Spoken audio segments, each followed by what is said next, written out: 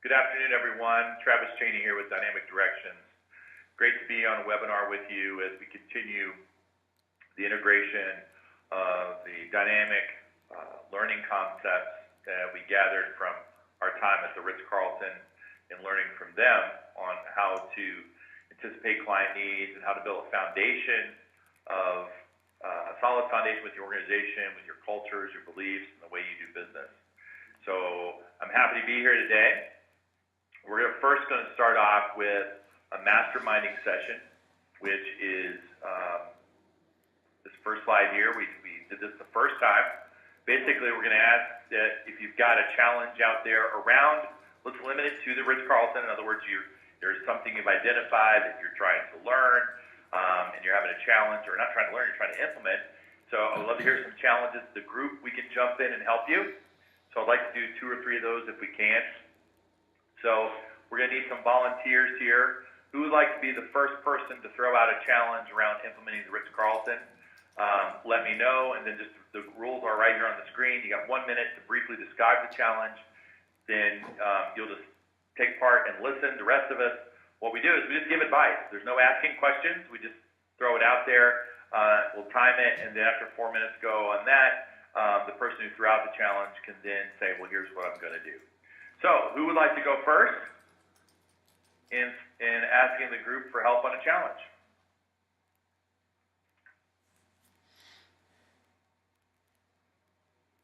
Chris Petrick, do you have anything there? Okay. I just throw out a challenge? All right, sort of literally just got on the call, so I'm sort of lost as to what's going on. Well, I know you're busy integrating a lot of what you've learned at the Ritz-Carlton. I know that because of the work we do above and beyond just this workshop. Is there a challenge out there that you'd like to throw to the group to ask for help with around the implementation around the Ritz-Carlton? Sure. I think the biggest challenge for us is, is recognizing the emotional opportunities. Sort of getting to know the clients a little bit better, and when to recognize, how we can capitalize on some of the opportunities. If you follow that.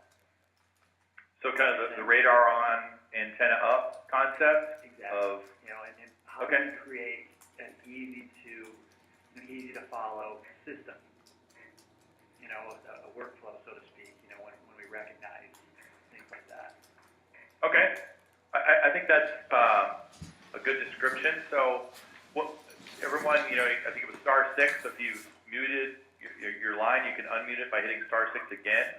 But let's help Chris out by throwing out some things that you think he should do, help with the radar on, antenna up, of how to systemize kind of paying attention to clients' needs and getting to know them, and then sending them things around those needs.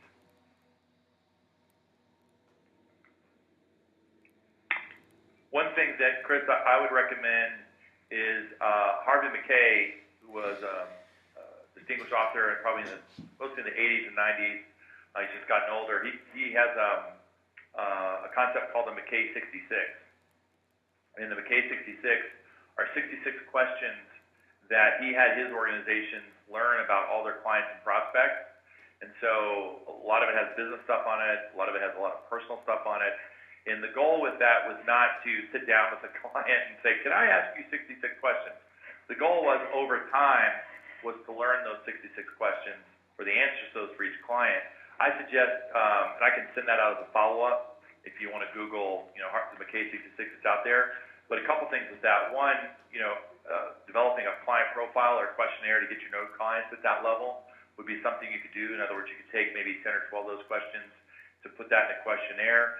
That could also pick out some questions that your team, as they're interfacing with them, whether they're doing scheduling or they walk in for an appointment, they can begin to gather those information.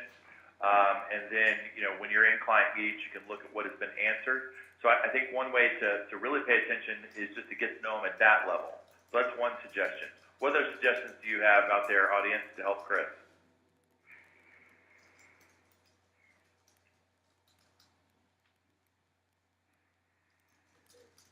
I'll keep going, Chris. Another thing that you can do with social media is a lot of times on social media, people are paying attention I need to post something. I would be having someone in your office paying attention what your clients are posting. I think that gives an opportunity for you to connect with them. So if you find they're posting pictures of an event that happened within the family, something sports related, maybe something with their grandkids, I think that gives you an opportunity for a conversation piece, or maybe to send something related to that. So I'd pay attention to their social media. The other thing is when along with those questions I was saying earlier, as your team is interfacing with your clients, I would empower them to ask questions. Well, what's new going on in your life? Or if they know something about the family, well, hey, how's the family doing? Pick up the notes and look at some things and ask some follow-up questions to build rapport. I think that also can lend itself to learn more about the client. That could lead to later on antenna up and doing something around it. Excellent, thank you. Anybody else have any suggestions here for Chris? Got a quiet crowd today. So Chris, based on what you heard there, what are some things that you feel like you and the team can do to incorporate what we just talked about? Certainly, I love the idea of the social media. Picking out some items that especially starting out with our top-notch clients. To see who's active on social media. Picking out a few things to get them know them a little bit better. So I think that's just a function of creating a system of going out and checking out their Facebook pages and LinkedIn if they're posting on social media. I'll get them a K66 book and check it out. And then we've already started developing. We're going to send out a client survey, but then after reading the gold standard books, we probably figured that was not the best idea. Given that clients will expect things like that. Versus, and it'll be less emotional. So I like the idea of having my team, with a list of, just a handful of questions, just to build conversations, to draw out some of that information that we need. I think the next step is just empower the team to actually start doing it. Yeah, I think because what we just talked about was really how do we find out, how we might be able to anticipate a need or an express wish on their part. So then the second part of this is, now that you have it, what do you do with it? And so I think some of the best practices is when it's new to the team like this, Chris, you may want to have, a meeting or dedicate some meeting time to, hey, I found this out about, Travis and Christy Cheney. Here are my thoughts on how we can react to that. Does anybody else have any ideas? In other words, you might, to systemize it, you want to create some ongoing sessions, or at least, hey, when someone uncovers it, they're going to send an email to the whole group, explain what they uncovered, we're going to get feedback, and within 24 hours, we're going to decide on what to do. Something like that, that's how I would look to systemize that. But yeah, the next phase is, like you said, it's, all right, now we got this information, what do we do with it? Yep, perfect. Excellent, thanks, Chris. Sharon? Yes. Do you have a challenge you want to throw out to the group here around the implementation of what you learned at the Ritz-Carlton? What I'll be able to help you with? Well, the challenge I'm facing is I need to either bring on a paraplanner or an AFA. So that's what I'm thinking about. Love some input if anyone wants to jump in. And before we ask that, how does that tie into the implementation of what you learned at the Ritz? Well, I think for me, in order to implement much of that, I need more staff. Okay. That's it. So so in order to incorporate it, you need more woman or manpower to get it done, is what you're saying. Yeah, I mean, truthfully, we just got through sending all of our key clients holiday gifts, and that was a big success. The clients, we've been getting amazing feedback. So it's not like we're not doing anything. We certainly do things all the time, but I mean, that is my current challenge. So that's where it's at. Okay. So you're looking to hire an AFA? Is that what I'm hearing? An AFA or a paraplanner, and that's a big step. Okay. All right. So best practices from the group here to help Sharon uncover her next hire, which would either be her paraplanner or an AFA. Let's throw out some advice here for her.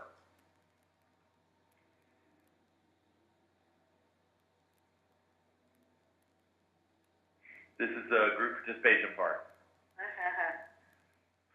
You're allowed to jump in. Yep, Chris? It's Chris again. Sharon, do you work with a franchise consultant? I do. Okay, so Chris, hold on. Let's restate the rules here. You can't ask questions. We're just going to give advice.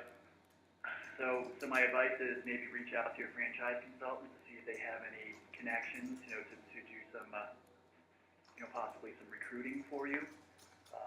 My franchise consultant does that, so it might be an avenue. Yep. Okay, so ask a franchise consultant. What else for Sharon?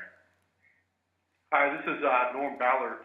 Hey, I was just curious, Sharon, you talked about bringing on a registered staff member for some of these tasks that might be able to help out with the experience. I've been looking at the same thing, but I've been looking not necessarily for registered because that's going to be more involved.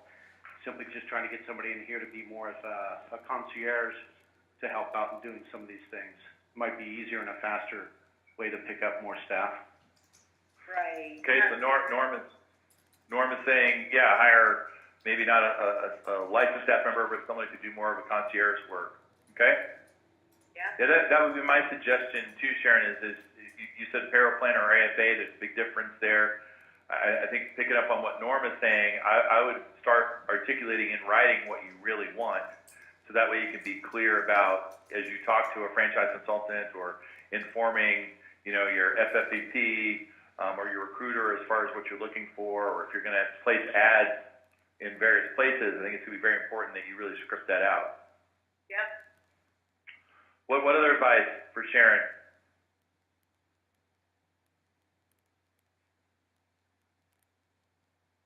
Anybody else there?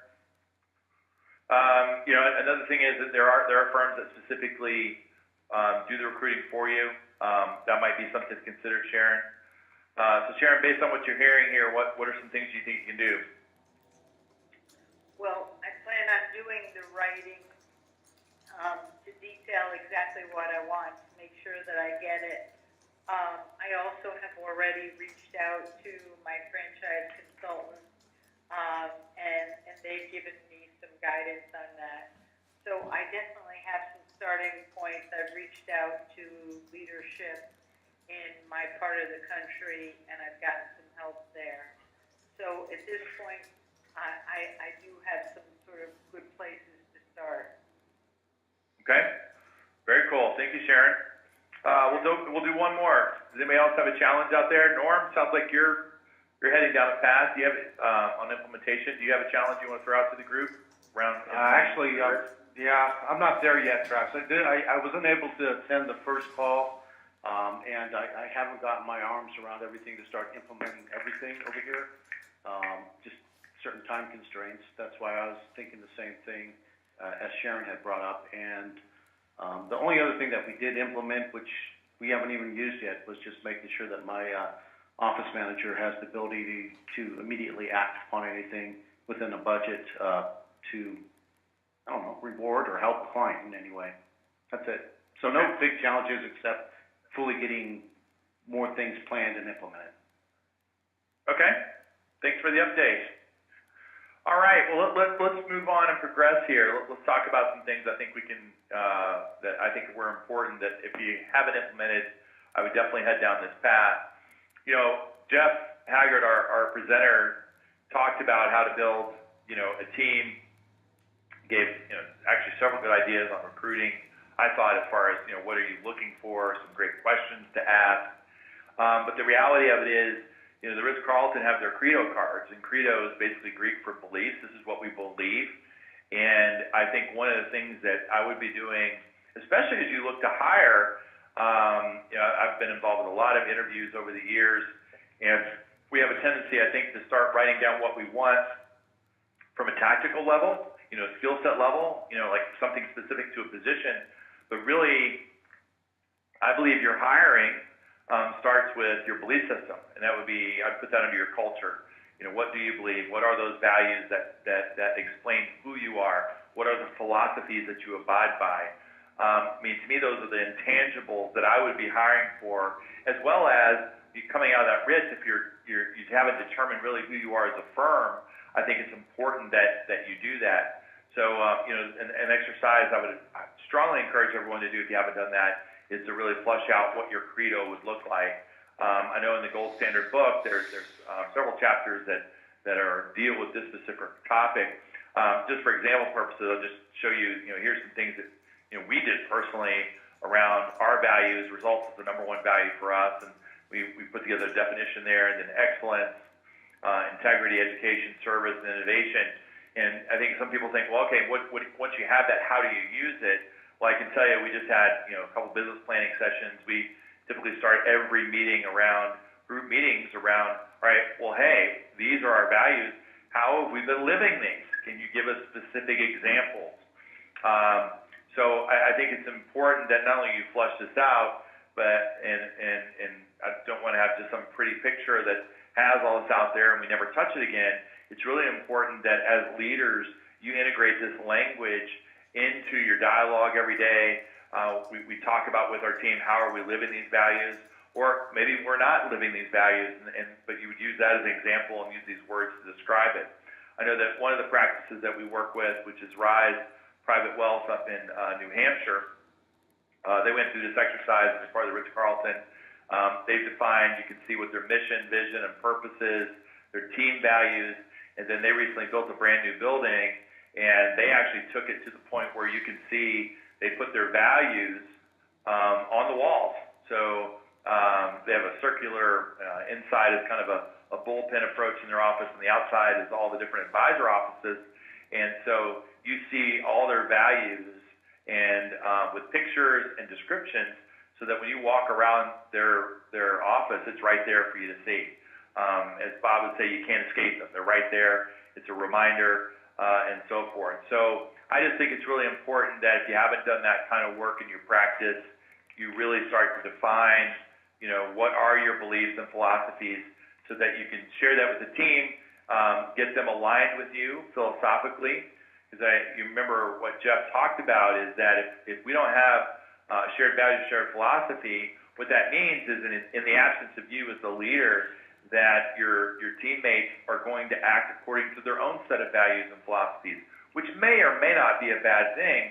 But if you're trying to portray a brand or a promise to your clients, and you want it consistent, this is a great way to pull everybody together, rowing, in the same direction, so to speak. So anybody have any experience yet in putting all this together that they want to share, some success around building their Credo cards?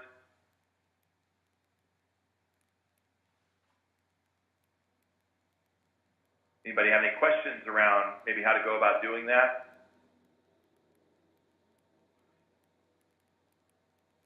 No? Okay. So, we'll send out the presentation here. You can see some of these examples. Whoops. There again, that's just another shot of Bob's office there. Integrity, doing the right thing always. There's their mission statement. The next part, which is somewhat of the tactical end, is I know we've created a WOW handbook to basically help people, define who they are with their gifts and touches. So we'll include that as a part of the follow-up. It's just got some ideas on branded items, various things. I think, what we were talking about with Chris earlier, because I get asked quite often, well, what should I get my clients? Should I get one thing for everybody? Should I get it as detailed as possible or unique as possible for each client? I think the occasion really matters. A lot of you, I heard Sharon saying she's putting together, already got her holiday gifts out. Your holiday gifts, that might be something that you pick that is universal for your client base, or you might do something universal for a group of clients, and then for your top clients, you might do something a little more customized. I also think for occasions, when you find out, there's a new grandbaby, there's been a promotion, something big that's happened in their life, like Chris was talking about paying attention to social media and those types of things. I think it's always good to go back to that McKay 66 or whatever profile that you've created to give something that is unique to them. I think that's always the best approach, but that may not always be the best approach from an efficiency standpoint when you're sending out things like holiday gifts. So I get that. But we'll include this, and where I'm really going with this is, I think, a best practice is how do you, if you're going to decide to give certain gifts to people, you want to have a bank ready of that. I know I've talked to clients throughout the year, and they'll say, there's certain books they give away for birthdays, there's certain gifts they give away for anniversaries, and so they keep those stocked up throughout the year. They anticipate their needs, and they have those ready. Or they might have a relationship with a company like we do with Studio Slant, where they make sure that company has those gifts. They've got the wrapping paper that's branded. I know it's been pretty cool. I've been getting some Christmas gifts from my clients, and it's really cool to see, the ribbon that has, Natural Wealth or Natural State Wealth Management Group on it. I've gotten gifts from them before, but right when I saw that ribbon, I knew exactly who it was from. It was just, they're again a great portrayal of their brand and recognition, and continue building that. So I think it's important that you have these bank of ideas, these bank of gifts. You have things systemized as much as possible, so you know what you're going to give for certain occasions. But then you got to have the radar on, antenna up, and as you give things that need to be unique, you know what that uniqueness is by client. Any questions or maybe some things that people have implemented around, gifting and touches?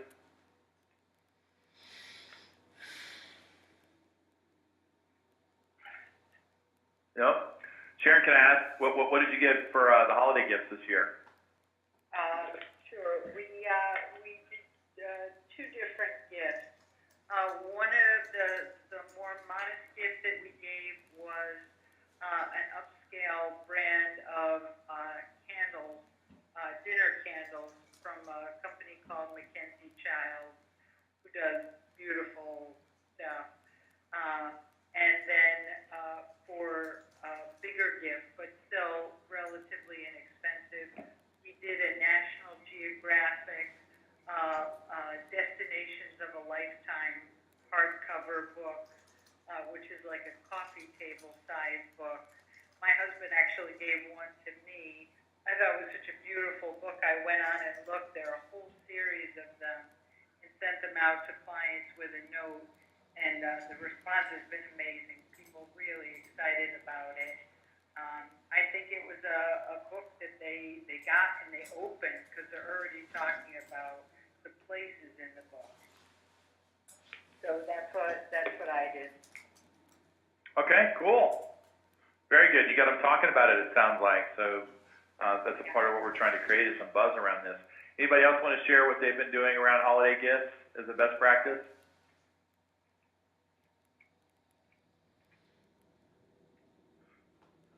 I know just a quick funny story for me. I have a coach. His name's Dr. Nito Cobain. He's the president of High Point University, among many other things. He's chairman of the board of BB&T, which is, I think, the 7th largest bank in the country. He's a consultant and speaker, just a great man. I've been with him for 15 years. And he actually works with a group of my clients together that we call Inner Circle Entrepreneur. And he sent me an email about 2 weeks ago. And this guy's a master at branding, just absolute master at branding. Just to give you a sense of how good he is. He took over High Point University 14 years ago. They were a fledgling, barely surviving small liberal arts college in High Point. Not much of an endowment. Enrollment had been dropping. Their discount rate, which means how much funny money they give, to attract students. Funny money being that, tuition's $20,000. It's really costing people about 10. It's about 50%. He's taken that over, and they've quadrupled the enrollment. Discount rate's down to like 17%. He's raised over $500 million. They've got 28 new buildings. So anyway, a lot of it's because he knows how to brand. But he sends me an email and says, I want to send your ICE participants a gift.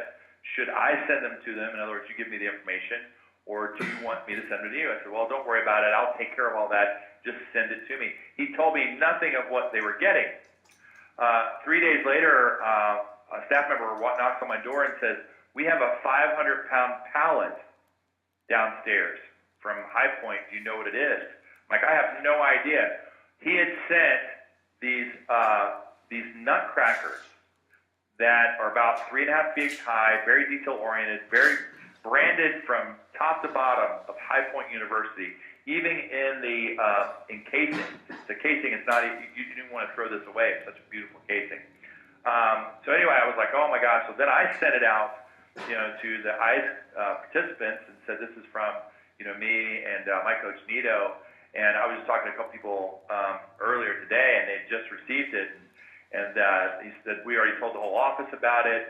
Some people knew about High Point University. Now they see, this gorgeous gift. So Nito, what he's trying to do is get his brand out, through key people like us. So just, I tell that story because, look for different things. What we're trying to do when we send these gifts, like Sharon said, is get people talking about us, create a buzz, another story around that people have about us and the connections they have with us. So I think that's really cool. I'll talk last about the White Glove Award, a practice I work with out of Houston. A couple years ago, coming out of the Ritz-Carlton training, decided that they wanted to create a competition internally within their team where people were incentivized to create wow for their clients. And so what happened is they created this White Glove Award. There's a form that they fill out, but in other words, and the way it works is if I see someone like Chris on my team deliver a wow, I can nominate Chris. Yep, I saw Chris. He sent a personal handwritten note along with a gift card, to these clients' favorite restaurant as for a celebration gift because their kid just got into college, something like that. So you submit the nomination, and then every month the entire team votes on who delivered the best wow, and then as a firm they hand out prizes for whoever wins. And by the way, in the spirit of all this, the prize is not the same prize, right? So if I won, I'm a Titans fan in football, so you might give me Titans gear, but I know like Chris Petrick's a Bills fan, so we might get him from the Bills. My point is they're following the same spirit. It's not the same price for everyone. There's a dollar amount attached to it. But this has been a great way to get everybody in tune. This team's got about 18 people on it, so think about it. It doesn't matter if you have 18 people or 4 people. If everyone is competing every month, to try and outdo each other around creating wow. And listen, by the way, it's got to be authentic. This isn't doing things just to win the award. But this is going on every month. There's every week, every day, somebody's talking about how are we anticipating needs? How's our radar on? How's our antenna up? And you get that going in your organization. That's a great way I've found to get people to really take the ownership that we're looking for, empower them to go out and do great things around the client experience. So there again, just another best practice to show, because I really feel like if you want to make this a part of your culture, we can't talk about it. Certainly we can talk about it, but we actually need to put things in action, and we need to reward behaviors that we're looking for that would enhance the client experience for us. So I'll stop for a moment. Any questions around that or observations?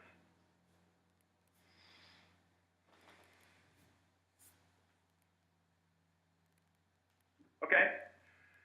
So what's next? I mean, we've been to a workshop. We've had some follow-up webinars. It sounds like some people do have some traction on this.